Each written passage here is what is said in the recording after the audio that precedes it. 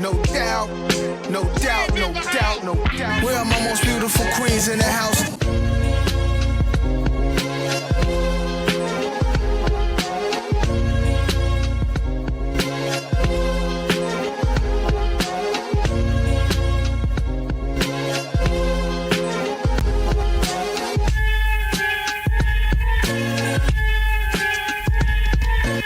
Where are my most beautiful queens in the house? Hey everybody, it's your girl Jamilah. Welcome to the Queen's Address. Welcome into the Queendom today. I am so excited. I am trying not to fangirl, but Amarie is in the building. Amarie? Amarie, thank you for being on the Queen's Address today. Thanks for having me. Thank you so much. It's good to be here. Yes, ma'am. So you just killed it at the you. Ohio Black Expo. How was the expo for you? How was the experience for you today? It's really great. Yeah, I wasn't even sure if I would see like children because it's later in the night, but it wasn't like it's the weekend, it's the holiday, but there definitely was a family vibe. Right. Like it felt really intimate. Yes. So and sometimes you never know because with big like festival or picnic style things, people can kind of be like, okay, I'm eating, I'm doing this, but I felt really like everyone was there to like enjoy a show. Yeah. Really, I saw a child on the dad's shoulders out there. That made me smile. Baby out there, and it was almost like the energy you would get during the daytime during a family event, but in the evening. Yeah. So it kind of like could feel a little bit more like the zhuzh for the show, you get the lights and everything, but you still have that very like. There's a lot of love in the air. I guess that's the best way to say it. There's a lot of love in the air. Well, you make love songs too, that. so it's easy to feel the vibe, And so I was so excited to see you on stage. You killed it tonight. Thank you. And so I follow you on social media, and I'm a huge fan. And so you have an incredible book club group. Yes. And so could you talk a little bit about the book club journey that you've been on? Yeah, I've always been into books, just generally. Then, like, sometime around, I forgot, maybe like 10 years ago, I started a YouTube channel. And people were always saying, like, oh, do you want to do YouTube channel? And I was like, not really, because it's nothing that I love to talk about that much that would be in what people were using YouTube for at the time. But then I happened to stumble upon, like, a booktube, which is like a corner of the internet where people just talk about books. I was like, oh, well, I can talk about this because I know so many people that read a little bit here and there, but not like going through 50 to 100 books a year. Right. And so then I started my channel, and then when I started my channel, I started talking about other things too, a little lifestyle makeup stuff.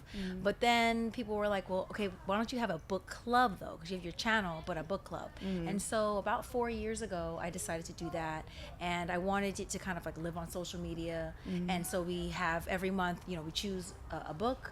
I have a great team that keeps the IG going, but I read all the books and I do all the selections, which can make it hard sometimes. Yeah. But I'm like, I have to do it myself. Yeah. Because it's so personal, Right, and it's not always mainstream books. Not all. Yeah, and sometimes it's a good read that no one knew about from an indie author and stuff like that. We've had some Pulitzer Prize winners. We've had people who are just like debuting, people who are like, we've got poetry. So I like to mix it up. I like to put in the things that I like to read, and then every month we talk to the author at the end of the month to get into their head. And it feels like such a privilege to me to be able to speak to artists. Yeah. So I'm always like, oh wow, I get all these books and I get to talk to the author. Yeah. I just geek out. No, it's growing. It's like a movement. It's growing. I love the book club. So many book clubs now. Yeah, so many amazing book clubs. Yeah, Tanya from Atlanta Housewives has a book club. I want to say Reese Witherspoon. And of course Oprah. Oprah's been doing the book club for 20, 30 years. Yeah. And so it's growing. I like to see it because I love books. So but I love what you're doing with that. Thank you. And so I love the fact that you have been very outspoken about the war in Palestine. Yes. And it's so not a war, it's a listen. It's a G word. Hey, try to get it's a G banned. thing. Yes. Yeah, it's that. And so, straight up, I mean, what would you like to see America do in terms of involvement in Palestine? It's what really would you like to see happen from America?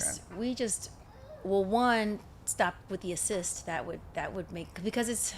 I feel like this is like a long rabbit hole because it's. So I'll say I don't know, because it's difficult to get when you have someone who's in line with it. It's not like this is happening or ever happened outside. These are American interests. Since the 40s, right? It's like Biden said, if there wasn't one, we'd have to create one, right? But it's because it's like, it's about it's imperialism. It's the interests of empire. And so when someone's like, okay, well, what should we as like a government do?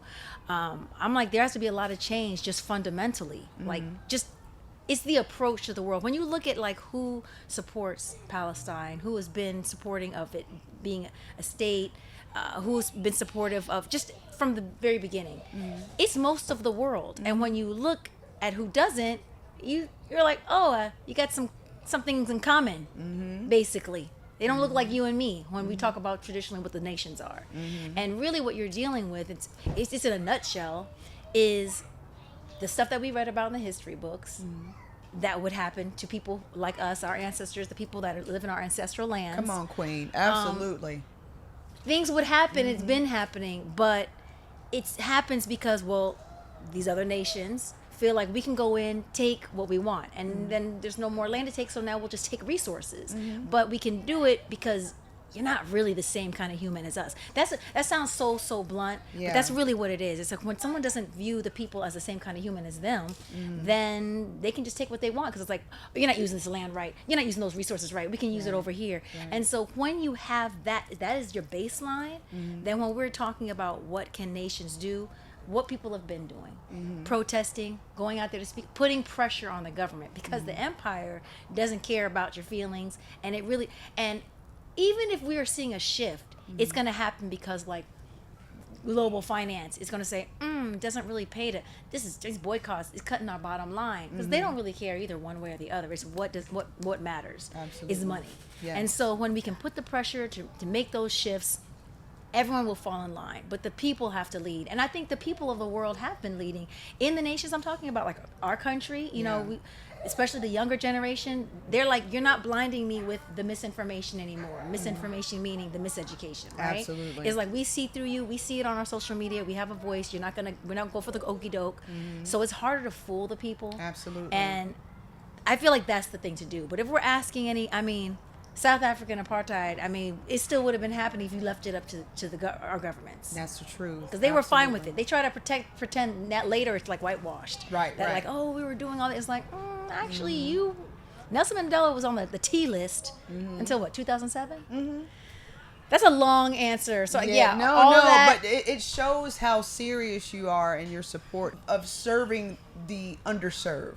Because I watch your journey all the time on Instagram. And you have been very outspoken. You have been very vocal. And I told you off camera earlier that, I thought it was like a big move for you, because a lot of celebrities don't want to alienate. And you're one that's like, you know what? I have to say something.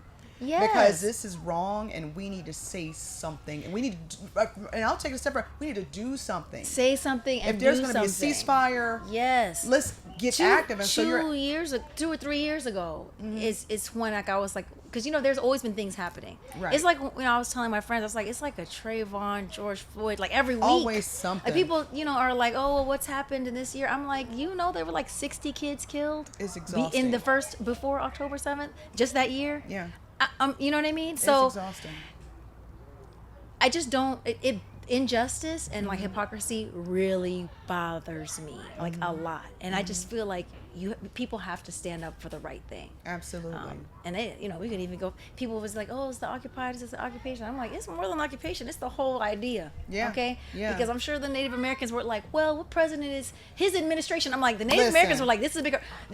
Our ancestors weren't like, "Well, we got I don't know which Confederate president, such and such in office. Maybe things will be better." No, the problem is the fact that you got the Confederacy and the system.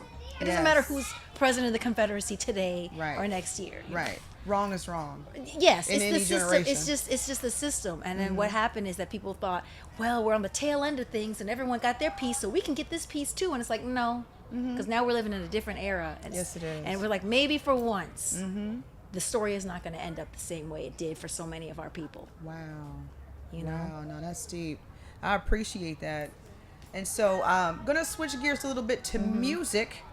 And so now you have, talk about some love. you have a really great sound, and you have a very unique voice, and you also have a lot of legendary collaborations just throughout your career.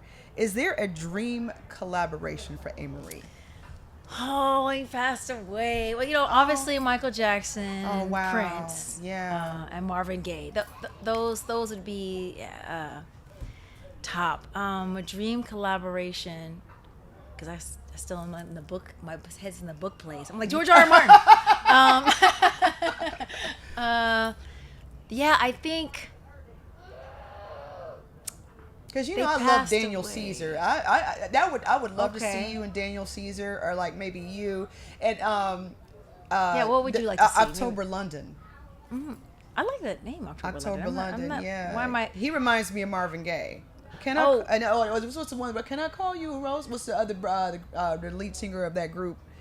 There's But a I thought brother his who voice has would like a match really nice with yours on like a Marvin Gaye, Tammy Terrell kind of vibe. I'm like, oh my gosh, she would sound so good with Daniel Caesar. Did his or October does his album have? Was it like white with red? What?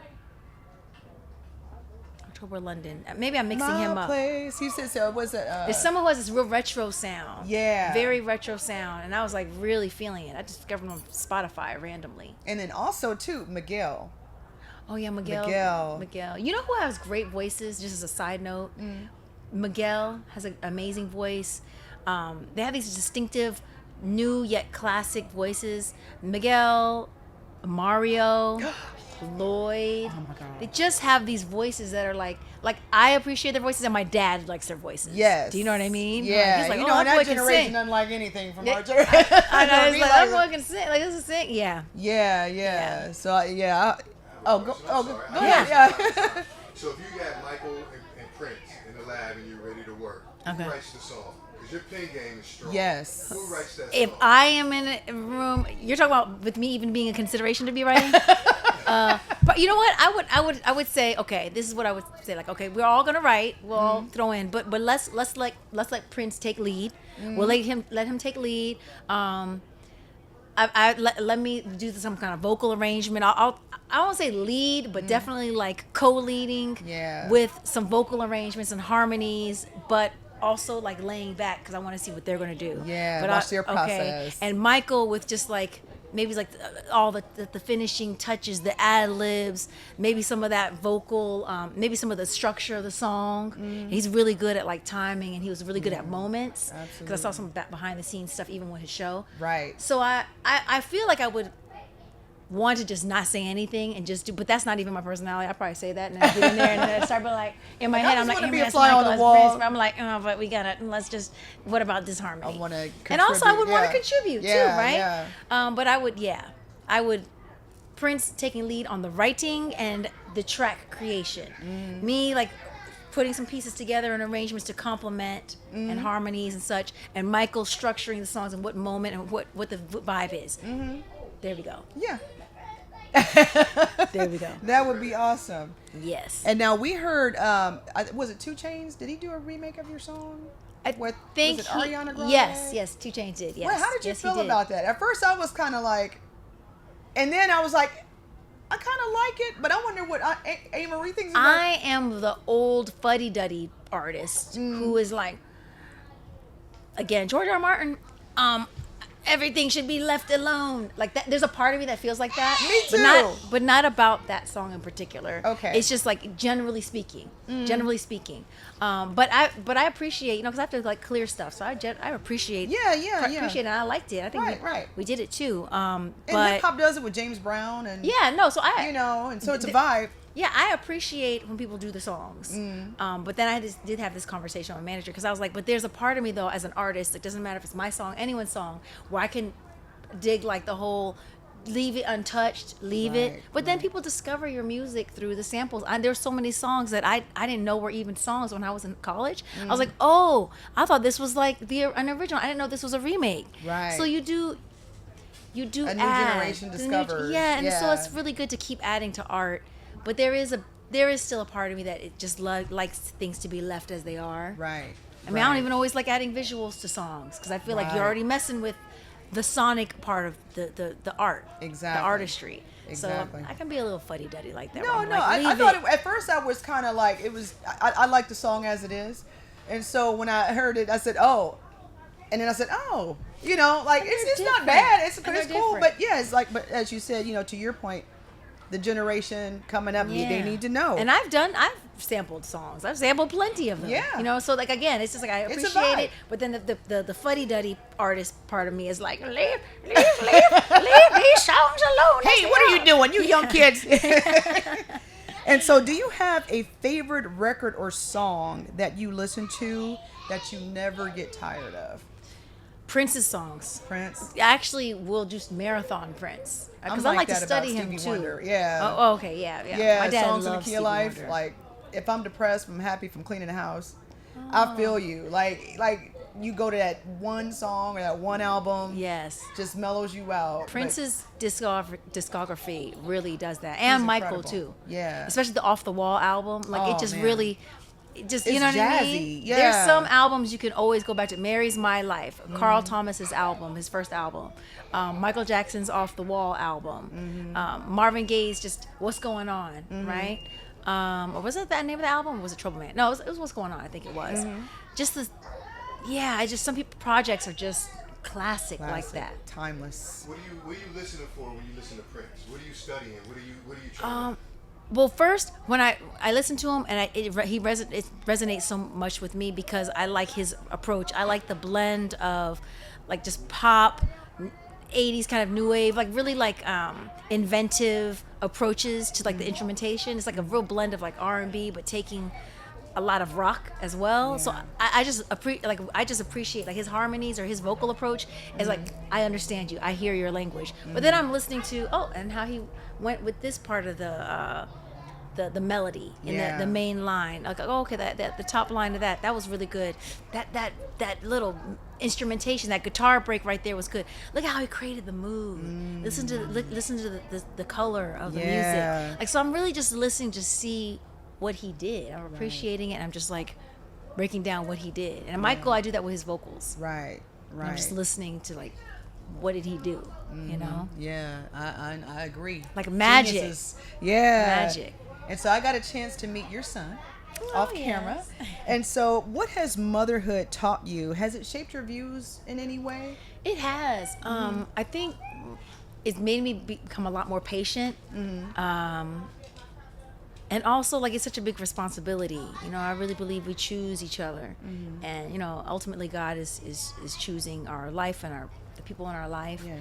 But you're basically taking a human being and you're teaching them, this is what love looks like. This is how you love. This is the kind of treatment you should expect. This is what you're worthy of. Right. You know, so I'm always trying, you know, we can get kind of stern, but I try to be careful when I'm speaking to him to remember that how I'm speaking to him is teaching him in the future when he grows up from a relationship or anyone, I deserve this kind of treatment.